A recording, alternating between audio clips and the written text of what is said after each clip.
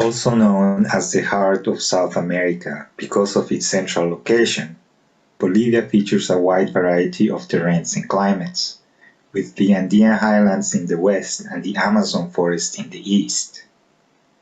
The Feast of Todos Santos or All Saints is celebrated across the country, predominantly in the Central Valleys and Western Andes.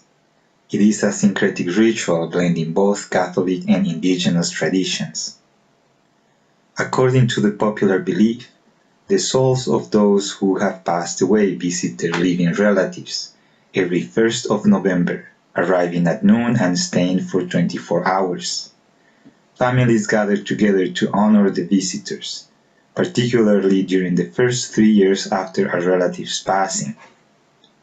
Although the ritual protocols can vary according to the location and social status of the celebrants, the building of altars, denominated mesas, lies at the core of the tradition. The mesas are built at home and also commonly taken to the cemeteries to farewell the dead before they leave on the 2nd of November. The mesas include the food and beverages that were liked by the deceased relative. They also include many different baked goods and other elements with symbolic significance. The Tanta Wawas, or children of bread, represent the souls that visit.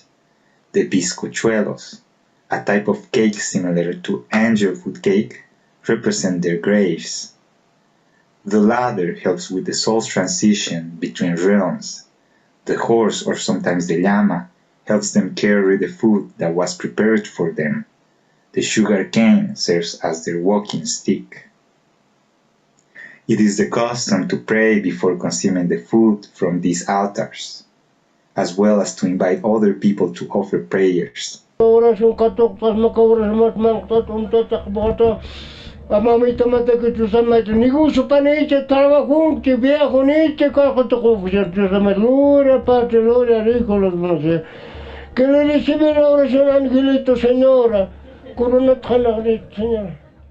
The reciris are devout people and children who go around the mesas offering prayers in exchange for food.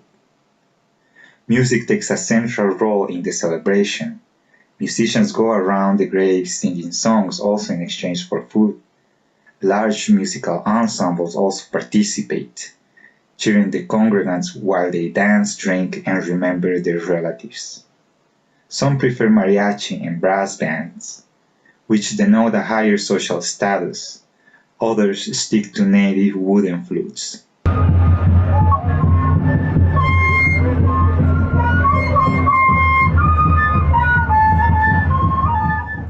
For the indigenous communities, Todos Santos marks the beginning of rains and the sowing season. The ancestors are asked to help bring the rain and help with the crops for a plentiful harvest. The alma pinquillo is a particular type of flute, somewhat like a recorder, meant to be played only during Todos Santos. Like many other indigenous flutes, it is played in large ensembles denominated troops, which include at least 3 different instrument sizes at distances of fifths and octaves. An alma pinquillo troop is designed to produce a pulsating type of sound that results from 2 conflicting frequencies, just slightly out of tune with each other. In an alma pinquillo troop, the conflicting frequencies are produced by counterpart instruments that vary slightly in length. This type of pulsating aesthetic is characteristic of several different Andean flutes, and it's achieved through different organologic techniques. The Aymara word tara is used to describe the pulsating sounds, in opposition to the word kiwa, which means dry, single, or twisted. Tara is related to the concepts of duality and fertility. The tara instruments are said to call the rain and can only be played during the rainy season.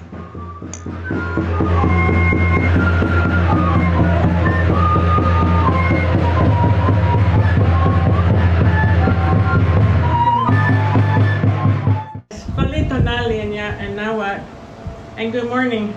With the permission of the guardians of these lands, the nation of the Pima Salt River people, where our congregation is located, I'm speaking from my patio in my personal home. And I'm honored to share a little bit about why the Mexican indigenous people honored the dead.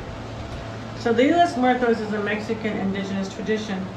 It is believed for over thousands of years that if we did not acknowledge the departed one's memory, then they're gone forever. So with the sacred smoke and the eagle feathers here, this beautiful sunshine today, we are acknowledging that it is important to decorate our dead because it eases the grief that surrounding their loss. But it is a celebration of life and death, and family and fun. Dia de los Muertos does not last one day. Rather, it lasts several days. In the ancient times, it lasts 40 days, and it was held in the month of August. But now we celebrate it with the Catholic overlay on All Souls Day and All Saints Day. So the Dia de los Muertos tradition is to build decorated altars at our homes. We use papel picado, the soft tissue paper, in rectangles with cutouts. And the tables are covered into altars with 4 levels. The altar is draped with colorful Mexican serapes and culture items. Especially though, we put the framed person's photo of the person who passed on. And we acknowledge all the photos that were brought in and sent into our art ceremony today. It is traditional to cook the favorite foods the deceased person may have enjoyed. And it is also important to put the drinks that they may have enjoyed. Even if it's a can of beer or tequila, we mainly use hot chocolate. And especially a glass of water, because they're very thirsty for making their journey here home to be with us. This is a time for eating, feasting, and celebrating life and having fun for the living. This is a time, it is sacred time for them to visit. And in Mexico, people would traditionally be given permission to go to the cemeteries, and they could be there all night partying and cleaning. And we have ordinances here where we can't do that. But it is not about images of vampires, blood and guts, and the macabre, and it for sure is not about Halloween. So, and the wind agrees. So we're here to breathe our first breath of air, and when we die, we breathe our last breath of air. So essential Mexican indigenous rituals include burning the sacred copal, incense, in burners called popushcomes in Nahuatl, and we use lots of candles and light them and place marigold flowers. And the Mexican people love their flowers. We say we're here to flower. But we especially use the marigold flower. And why do we use the marigold flower is the question. It's because it has a very pungent scent. And that scent will attract the spirit to the home and the altar. So in addition to the marigold flowers, the Mexican people go to their bakeries. We have lots of bakeries here in Phoenix that make pan de muerto, which is a bull, and they make the shape in the 4 directions of bones. We have an expression here that the earth is our mother, and we leave our bones here on Mother Earth. Another important concept is the monarch butterfly. The monarch butterfly comes from Michoacan, where my father's from. And it comes all the way from Canada, goes through Minnesota, and it flies through Arizona, and it goes all the way south. And it goes south to die. But the monarch butterfly is a symbol of transformation for the Mexica people. And artists who do altars for the cities and museums, they will often incorporate the monarch butterfly. We also put sugar skulls and chocolate skulls called in Spanish calacas. So I'd like to finish this homily with a beautiful poem by our poet leader. His name was Nezahualcóyotl. Not forever on the earth. Is it true we live on the earth? Not forever on the earth. Only a little while here. Only a little while here. Even though it is made of jade, it can be broken. Even though it is made of gold, it can be worn out. Even though it is made of beautiful quetzal feathers, they tear. Not forever on the earth. Only a little while here. Only a little while here. I am here to learn to love the human being. Tlazokamate. Blessings of harmony.